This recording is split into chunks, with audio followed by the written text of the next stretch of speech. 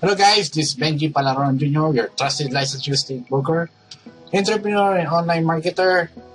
Welcome to our new video, and this video is about pag-ibig loan. Ano ba ang pag-ibig loan? At marami nagtatanong sa akin about pag-ibig loan. Paano makakapasa sa pag-ibig loan? Paano mag-acquire ng pag-ibig loan? Paano yung proseso ng pag-ibig loan? Yan ang mga tanong sa akin ng aking mga buyers. And I will show to you ano yung mga details about pag-ibig loan. Before ko i-show yan sa inyo yung mga details and information, please subscribe to my channel and press the bell button para magkaroon kayo ng update sa aking mga video. So, and please follow me on my Instagram. So, mag-grow ito. Thank you very much kung nag-press na kayo ng aking Instagram and follow it. And ibibigay ko na yung details. Tara na!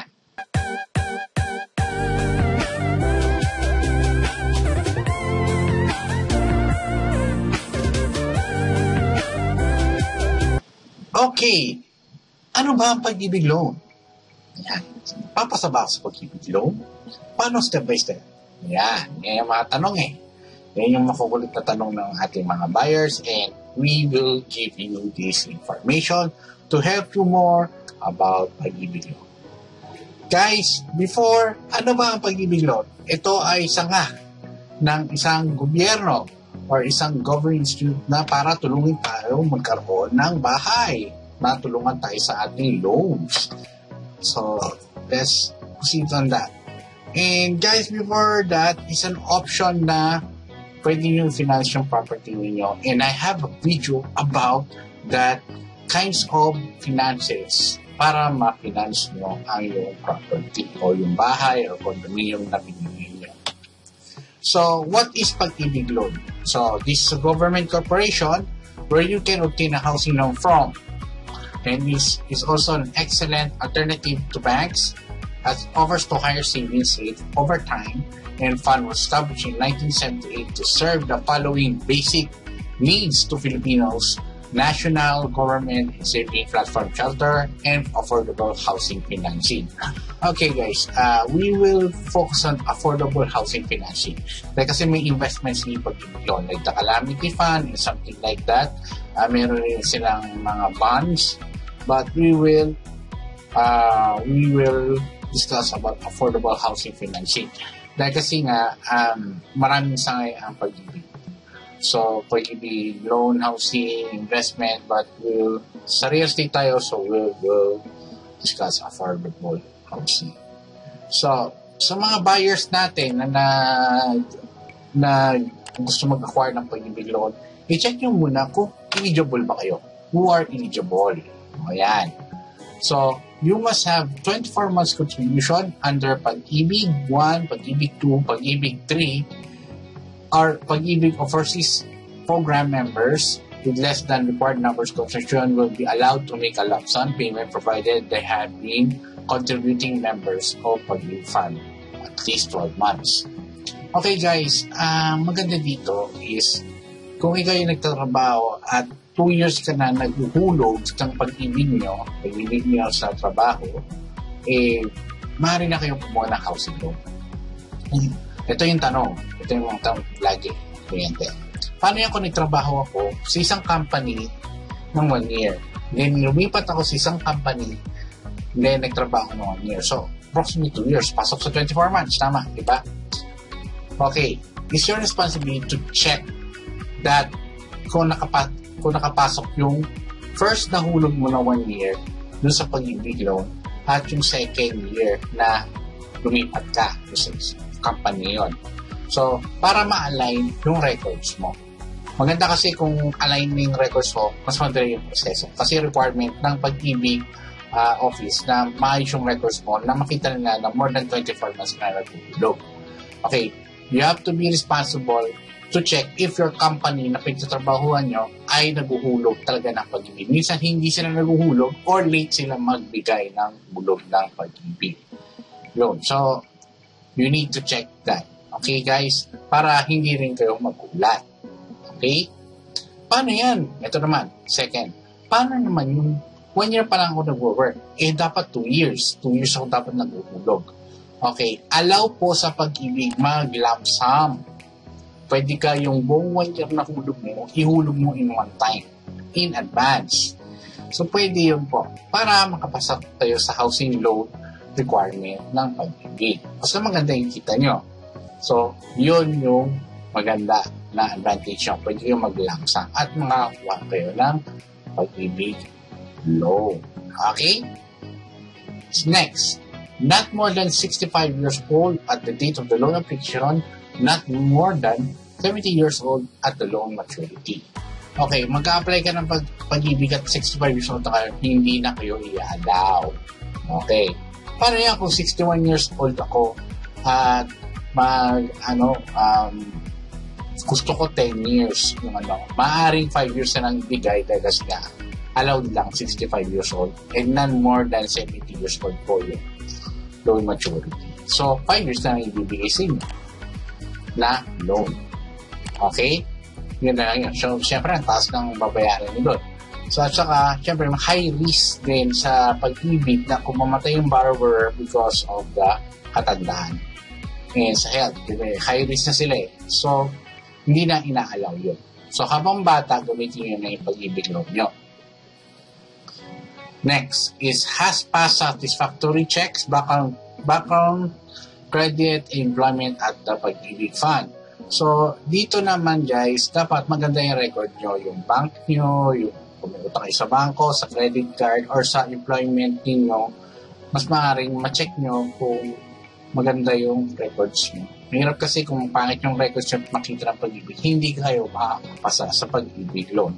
So, mas maganda pa rin ang records nyo at malinis. Walang utang. Okay?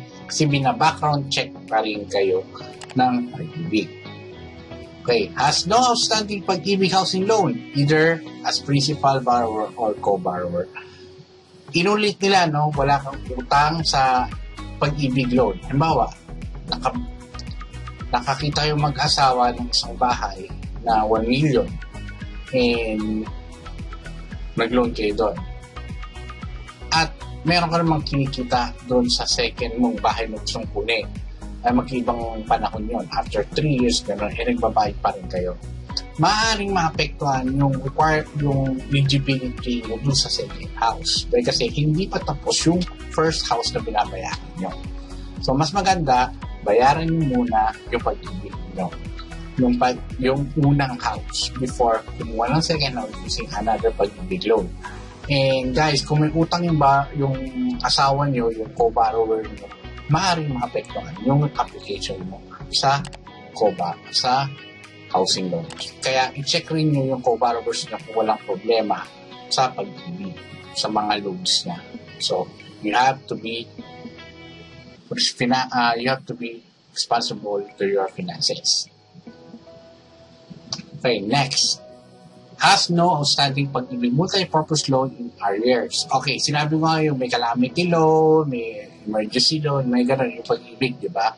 So, you need to check kung yung co-borrower mo at ikaw ay walang utang for that. Kasi masisira ang record nyo at hindi na kayo papasa sa pag-ibig housing loan requirement. So, be responsible to pay yung mga utang ninyo or loans ninyo. Okay? Kasi yung iba kasi kumuha ng calamity loan para kumuha ng gadget. Sometimes hindi nila binabayaran yun. Tapos kuha sila ng bahay. Pakita ng pag-ibig yun na meron kang utang for the previous calamity loan. So, you have to be responsible. At guys, kung bibili ka ng gadget, bumababa ang value ng gadget. Kaso sa bahay, tumataas ang value ng lupa. Kaya, mas maganda mo ng lupa habang bata pa. Ha? So, next. Has no pag-ibig housing loan that was foreclosed, canceled, or bought back due to default subjected to dasyon and pago, which includes cases where the borrower is no longer entitled to pursue the loan and surrenders the property. This scenario is about bumili ka ng property, ginamit mo yung pag-ibig loan mo, tapos hindi nyo tinuloy. at tapos na foreclose na siya. At tinatawag kasi kung hindi mo nabayaran yung loan mo, kasi yun yung collateral mo sa bangko, sa Pag-ibig, yung property yung magiging collateral. Kasi hindi mo nabayaran. Ayan. Ifa-foreclose ng Pag-ibig yan at sa kanila na yung property na yan. Kumbaga, nahila na. Sabi nila, nahila na yung property. Kasi hindi naman nahila na kuha na nila. Kasi hindi mo nga binayaran yung collateral eh. So, magkakaroon ng mark yung record nyo sa Pag-ibig. Kaya ako uli kayo ng second property tapos merong record kayo to the first na hindi nyo tinuloy, hindi na kayo makakapasa ng Pag-ibig loan. Kaya mas maganda, tapusin mo na. Ang pagbili ng property, bahay man yan, condominium yan, is a long-term commitment. You have to be committed to pay. Be responsible to pay it para hindi kayo hirapan. Maganda rin din na may kasarili kayo tahanan para meron kayong peace of mind and privacy. So, yan yung sa akin, bakit ako bumili ng sariling property dahil kasi may peace of mind, may privacy ako, at para safety din sa ating family. So, dahil naman na, pandemic. So, mas maganda meron kang sarili. Diba? And guys, since pandemic, nahihirapan kayo, diba, sa mga finances nyo, sa pag-loan nyo. Ang good news, guys, may Bayanihan Act 1 and 2 tayo, and merong moratorium si Pag-ibig. And I have videos about that. So, para meron kayong guide sa pagbabayad ng loan. At huwag kayong matakot, please. Huwag kayong matakot sa inyong mga bangko, sa Pag-ibig officer. Guys, sila ang tutulong sa inyo. Mag-request lang kayo ng special payment term para maging flexible yung payment nyo. Kasi lahat naman naiintindihan nila dahil COVID ito. Okay, guys? Just talk to them and negotiate your payment term. Huwag nyo iwan ng basta-basta, ay, hindi ko na kaya ganyan-ganyan. Kasi ang maganda ngayon, walang penalty for up to December this year, 2020. Yan yung maganda ngayon for the Bayanihan Act natin. But please watch the video, guys, para meron kayong update for that law. Para ma-apply nyo sa pagbabayad nyo sa property nyo. Especially yung natamaan sa COVID, sa pandemic, habang nagbabayad, para makita nyo ano yung options nyo na pwede nyo gawin doon sa pagbabayad nyo ng requirement nyo. Or yung loan nyo, or yung down payment nyo sa bahay ninyo. Sayang naman kasi kung hindi nyo itutuloy. Kasi yun na yung dream nyo, yung pangarap ng bahay. Di ba? Mas maganda ituloy nyo na rin. Konting sakripisyo lang, konting adjustment lang. Ano po kaya natin makamit ang ating mga pangarap, magkaroon ng sariling bahay at tirahan. Okay? Yan ang maganda sa loan.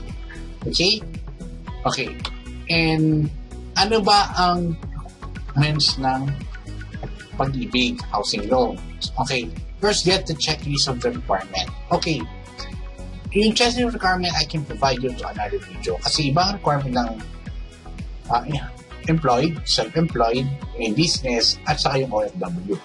So, iba-ibang requirement yun. I'll provide you that requirements or business requirements sa next video. So, get those requirements kung self-employed ka ba or businessman ka ba or you are employed, get those requirements and you have to submit it. Submit your housing loan application. HLA means housing loan application and other forms and pay the processing fee of 1,000 pesos. Until now, chinek ko pa rin 1,000 pesos sila. Maaaring magtaas sila. Depends on their policy. Pag-ibig. So, guys, yung processing fee is 1,000 pesos. Kung hindi kayo nakapasa sa Pag-ibig at marami kayong mga arrears, goodbye yung 1,000 pesos nyo. So, non-refundable na siya. So, check nyo na talaga kung talagang kaya nyo bayaran or kaya nyo makapasa sa Pag-ibig. Next is wait for your notice of approval, yung NOA, and letters of the guarantee. So, ito yung importante. Kung napasa mo yung requirements, it will take time mag-process, guys, ha. Hindi within 30 days yung Pag-ibig. It's more than 3 months. 3 months. Mas maganda 3 months. Habang nag-down payment pa lang kayo, i-process nyo na yung Pag-ibig niyo. Bakit? Kasi maraming mahaba yung pila sa pag-ibig. Mas magandang i-check nyo agad mga requirements, yung ano nyo, yung kakayahan nyo magbayad. Kasi may mga clients ako or customers na sigurista ako gusto ko makapasa agad sa pag-ibig. Haba ko yung down payment. Okay. Hindi namin ma-determine makakapasa ka. Mabibigyan lang kayo ng final computation about that. But it's your responsibility to check kung yung hulog nyo ay ayon doon sa loanable amount na hinihiram nyo. It's your responsibility na kayo rin mag-check. You have to go to the nearest pag-ibig office nyo, get a seminar. Ganyan. Get a seminar to know the process. Kung sigurista kayo, sir, ma'am. Okay? Hindi kami manghuhula. Mga agents. Yung developer, syempre, bibigay sa inyo yan. Kung talagang gusto nyo talaga alamin lahat yung proseso, go to your pag-ibig office, nearest office, and get a seminar for pag-ibig processing, pag-ibig housing loan process. Nagbibigay sila ng schedule. So, probably, hindi ko pa alam yung schedule nila, maaaring online na, mas maganda.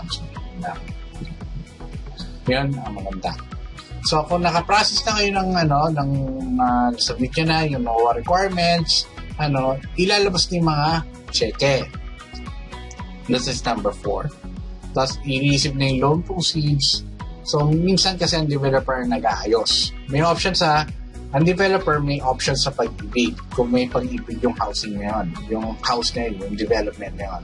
Minsan ang developer hindi nagbibigay ng pag-ibig options. Wala tayong magagawa doon. Bank lang tayo in-house. Ito. So, kung second naman, meron silang office sa pag-ibig kaso hindi sila naglalakad. Hindi sila nagpa-process ng pag-ibig. Ikaw mag-aayos ng sariling process. So, you have to do a seminar sa pag-ibig process, pag-ibig housing processes para hindi kayo mahirapan. Para ma-set yung expectation nyo, ano yung mga requirements, ano yung kailangan ayusin, ano yung kailangan bayaran, ano yung kailangan isubmit na dokumento. Mas maganda rin, it's your responsibility to check all this information para hindi rin kayo maloko at hindi rin kayo magulat sa proseso. And, huli-huli, may start na yung monthly amortization nyo. So, pwede na magbayad sa nearest bank na allowed ng pag-ibig fund, bayad center, at mga SM outlet services na nagbabayad ng pag-ibig. Yung ano nila, yung tinatawag na partner nila sa pagbabayad ng pag-ibig nila. Yun yung maganda sa pag-ibig. Very flexible. Ang maganda nga ngayon yan, may moratorium sila. As mababa ngayon ang interest rates sa pag-ibig dahil ang pandemic. Yan ang good news doon, guys. So, guys, yan ang ating loan requirements and yung step-by-steps. So, thank you for watching this video, guys. And I hope may natutunan kayo dito sa video nito. Nakatulong sa concern nyo about pag-ibig housing loans. And we have a part 2 for this dahil kasi nga mayroon pa tayong iba pang kailangan discuss about pag-ibig. And guys, please subscribe to my channels para magkaroon kayo ng update sa aking mga videos and i-press ang bell button, guys, para ma-update kayo sa aking mga new videos and mga videos ko in the future. Guys, thank you very much for watching it. If you have suggestion, comment below to my video so we will discuss about that. And may mga tanong kayo about real estate. Will best gagawin ko ng paraan para sagutin yan the best time I could. Okay, guys? And thank you very much, guys. See you to the next video. Bye, guys! Thank you so much for watching. See you again on my next video.